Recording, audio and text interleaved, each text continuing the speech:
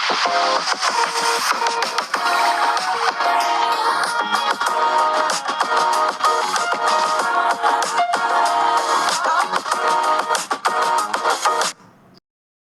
everyone, welcome back to my channel. I am A. Puna Seshisan, Department of Information Science and Engineering, student of SVC Bangalore, USN 1VE 22IS001, subject is DSA, Data Structure and Applications. Today, the main topic of our presentation is Introduction to Hashing and Static Hashing. Introduction to Hashing.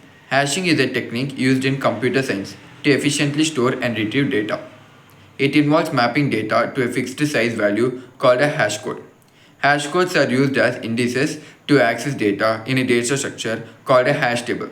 So basically what hashing is, it is used to store a large chunk of data into a small table. Benefits of hashing. Hashing provides fast data retrieval and storage. It reduces search time by directly accessing data using hash codes. It allows for efficient handling of large amounts of data. How hashing works. Data is transformed into a hash code using hash function. The hash code is used as an index to store and retrieve data in a hash table. Hashing ensures that data with the same hash code is stored in the same location. Static hashing overview. Static hashing is a type of hashing that uses a fixed number of hash buckets. Each bucket can store a certain amount of data. The number of buckets is determined during the initialization of hash table. Here you can see an hash table which contains the data buckets such as database, C++, Java, Android, iOS, VB, HTML, and query. And search keys are 100, 101, 102, 103. This is a small overview of a static hashing table. Hash function in static hashing. A hash function maps data to a specific bucket in static hashing. The hash function takes the data and produces a hash code. The hash code is used to determine the bucket where the data will be stored. Here you can see a hash table in data structure which contains index 0, 1, 2, 3 up till n-1 and values from 1 to n. Bucket structure in static hashing. Here you can see a small bucket structure in static hashing containing our data buckets 107, 92, 165 and data record is R3. Each bucket in static hashing can store multiple data items. It typically consists of a fixed value, fixed size array or a linked list. Bucket or static determines the maximum number of data items that can be stored. Insertion in static hashing. To insert data in static hashing, the hash function is applied to the data. The resulting hash code is used to determine the bucket where the data will be stored. If the bucket is already full, additional techniques like chaining or overflow buckets can be used. So here is an hashing data structure in which insertion is implemented. We are having a list containing the data elements 11, 12, 13, 14, 15 of same data type integer. And now we are going to add a hashing table h of x equals to x mod 10. So it will add all the data items to the all the list elements to the hash table from 1 to 5. Retrieval in static hashing. To retrieve data in static hashing, the hash function is applied to the data. The resulting hash code is used to determine the bucket where the data is stored. The data can then be accessed from the identified bucket. So we are having a key and hash function and appropriate hash value for the key. This is called an hashing mechanism. Deletion in static hashing. Deleting data in static hashing involves locating the bucket where the data is stored. The data is then removed from the bucket. Additional techniques like rehashing or merging buckets can be required to maintain optimal performance. So primary pages are fixed allocated sequentially, never deallocated overflow pages if needed. H of k mod m equal to bucket to which data entry with key k belongs. So here you can see a small deletion of hashing of hash table. Collision handling in static hashing. Collision occur when two or more data items have the same hash code. Techniques like chaining, where a linked list is used to store multiple data items in the same bucket, can be used to handle collisions in static hashing. Other techniques like open addressing or linear porting can also be used. Advantages of static hashing. Static hashing provides fast data retrieval and storage. It is suitable for applications with a fixed amount of data. It is easy to implement and understand. Let us see the advantages of static hashing over dynamic hashing. A hashing technique that allows users to perform lookups on a finite dictionary set. A resultant data bucket address is always the same and it is less efficient.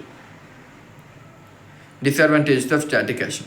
Static hashing may lead to inefficient memory usage if the number of data items is much smaller than the number of buckets. Insertion and deletion can be time consuming if there are frequent collisions. The performance of static hashing can degrade if the data distribution is uneven. To overcome these disadvantages, we can use a dynamic hashing.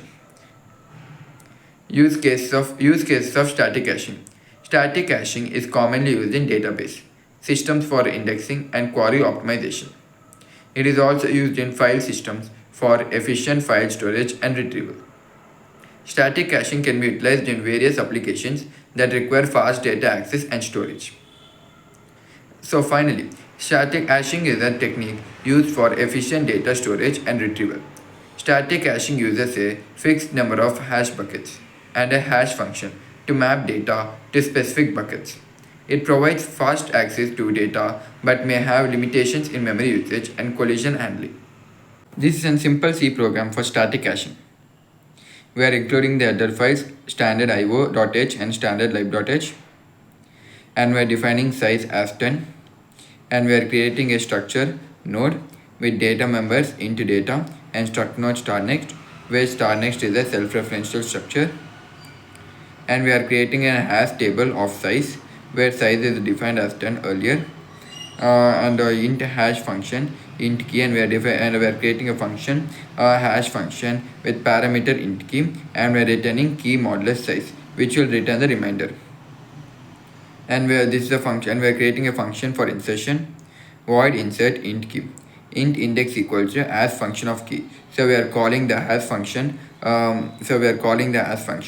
Now struct node star new node equals to struct node malloc size of struct node. So we are dynamically allocating the memory for the linked list new node, and we are assigning data equal to key and address equal to null, and we are checking the condition if hash table of index double equal to null, hash table of index equal to new node, else struct node star temp equals to hash table of index, while temp arrow next not equal to null, temp equal to temp arrow next, which will point to the next node.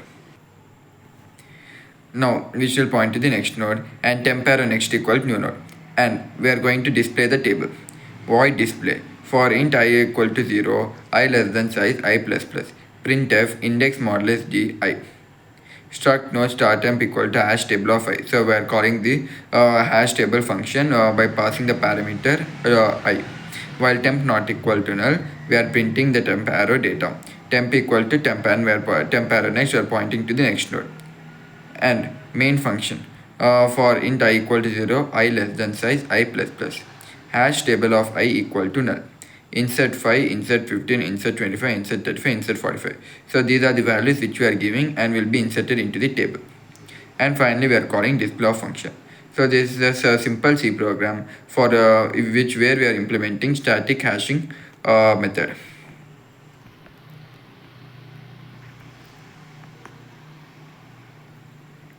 This program implements static hashing using an array of linked list.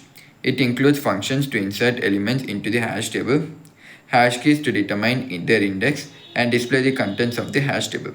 Certainly, here is a detailed explanation for the provided C program for static hashing. Hash include stdio.h and hash include stdlib.h. These are standard header files in C, used for input-output operations and dynamic memory allocation respectively. Hash defines size 10. Struct node in data, struct node star next. Size is defined as 10, indicating size of the hash table array. Struct node is a structure representing a node in the linked list. Each node contains an integer data element and a pointer to the next node in the list. Struct node star hash table size. Hash table is an array of pointers to node structures representing the hash table. Int hash function of int key. Return key modulus size. Hash function is a simple hash function that takes an integer key and returns the hashed index within the range of the hash table size. It returns the remainder. Void insert int key. Int index equal to hash function of key. Struct node star new node. equal to struct node star malloc size of struct node.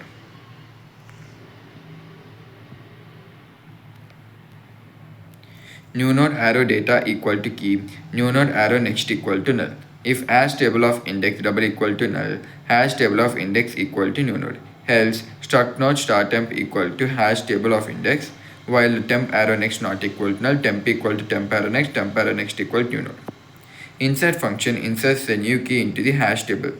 It first calculates the index for the key using the hash function. Then it dynamically allocates memory for a new node and assigns the key to its data field. If the hash table at the calculated index is empty or null, the new node is directly inserted. If there are already nodes at that index, it traverses to the end of the linked list and appends the new node.